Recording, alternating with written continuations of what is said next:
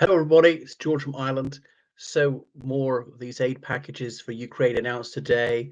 The F-16s are imminently going to arrive in Ukraine, those American fighting Falcon planes, given by the Netherlands, Belgium, Norway, Denmark. All this is going on. The bit people aren't talking about so much is the need for soldiers. Of course, Ukraine's got its international legion for the territorial defense of Ukraine, probably only about 3,000 strong. And worryingly for Putin, the fourth biggest nationality in that are Russians. But how about soldiers? That you can't manufacture soldiers. It's a limited supply of those, and looks like foreign troops are not being sent. Even France is not speaking anymore about dispatching its soldiers to Ukraine. Now I know that numbers matter less than they used to because we've got drones and other technology, which is a force multiplier, but they still matter somewhat. So conscription is the real fly in the ointment. Now there was a conscription act that was passed a few months ago, lowering the conscription age in Ukraine from 27 to 25. People would say, but most countries would be 18. You're an adult by then. And if you simply brought in the draft to 18, then you have over 2 million more men to choose from. Now, a few of them would have exemptions for medical reasons or whatever, but it would still net you an awful lot more soldiers. The other thing is some guys volunteered at the beginning of the war, and in 2.5 years, they've not had any leave, not been able to see their families, wives and children, not to come near the front because the risk for them is too high. Obviously, women can volunteer for the army, but they seldom do. Only about 5% of the army are women, and they can serve in combat roles. Even in the International Legion, there's a Swedish politician, and she volunteered, a woman fighting in the front line for Ukraine. It's all very easy for me to say about the draft because it's not going to be my head on the block, and I wouldn't be keen to get killed or wounded or captured or suffer at all. But anyway, trying to be objective about it. But if Ukraine's going to sustain this war, it's just got to draft more people. And there are plenty of exemptions, medical ones, some of which are genuine, some of which are not. People have fled the country illegally or bribed border guards or whatever, or bribed to be misdiagnosed with conditions they don't actually suffer from.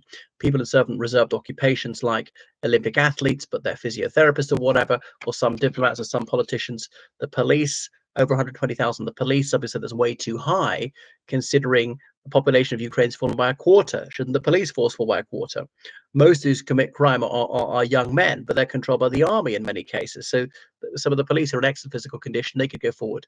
The border guards, but the border guards mostly guarding the border with Belarus, Slovakia, Hungary, Romania, Moldova, countries are not fighting.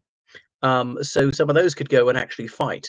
But being the border guards are very valued because usually a safe area and you're simply catching people who are trying to cross the border illegally, precisely to evade conscription. So and some guys have gone into hiding because they don't want to be conscripted. There was a wave of volunteers at first, an outburst of patriotism, but that has drained away over 2.5 years as the grim reality of war is set in. The casualties have mounted. There is no end in sight. How are they going to sustain this war effort? And the obvious thing, as I said, is to lower the conscription age. And guys up at the age of 60 are in the army, and often they're not very physically fit. They're cracking under the strain. Can they please have some leave? It's unfair. They're not being replaced. And goodness, I have every sympathy with them. The government's worried if we give them leave, even a week, some of them will go into hiding or skip the country or something. And then we have to cancel leave. And the other guy who's due to have leave soon will be furious, will mutiny. I'm astonished they haven't. I couldn't take that strain, not for a single day, never mind 2.5 years. So what are they going to do? I mean, the training battalions sent hundreds of gunners to the front to train the newbies, and that's a relatively cushy number. And then you can go home each night to your wife and children or whatever, or your husband and children, and do that for a while, and then back to the front. So a taste of normality. Some people's spouse and children have gone abroad. I suppose they could come back for a little while. So there isn't an easy answer because Russia's got a much bigger reservoir of men to draw upon, and they're successfully recruiting people from Kyrgyzstan, Tajikistan, Uzbekistan. Despite them facing prison, they go back. Some people have been duped, thinking they go to reconstruction jobs in occupied Ukraine, or actually pressed into the Russian army, or people from the Central African Republic, even Zambia, some of them, or Cuba. They volunteered knowingly or unknowingly. India, Nepal, tempted by high wages, or just tricked into thinking they're working in a different sector and actually fighting, just being used as cannon fodder. So it's very, very difficult for Ukraine to match that. They're less successful, have less money to offer to get people to go and fight, and obviously is not frittering their men's lives as the Russians are. So yeah, there's an exemption for a father of 3 or more children might have to be raised to 4 or more children, which also is to incentivize having more children. If people have got 2 children at the moment, the couple say, well, let's go for a third baby, and then he'll be exempt. And men abroad, I think it was Lithuania, said they will cooperate with trying to conscript Ukrainians in that country. Yeah, who've reached 27 or 25 it is now, or even over that age, no exemption, just not going back. Well, I suppose I can't blame them wanting to stay out of the meat grinder. What do you think? What should Ukraine do? What can Ukraine do to keep the war effort going in terms of number of troops?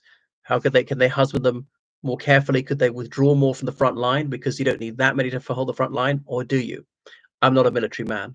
Thank you for watching the channel. Make sure you subscribe on Patreon, donate on PayPal. Goodbye.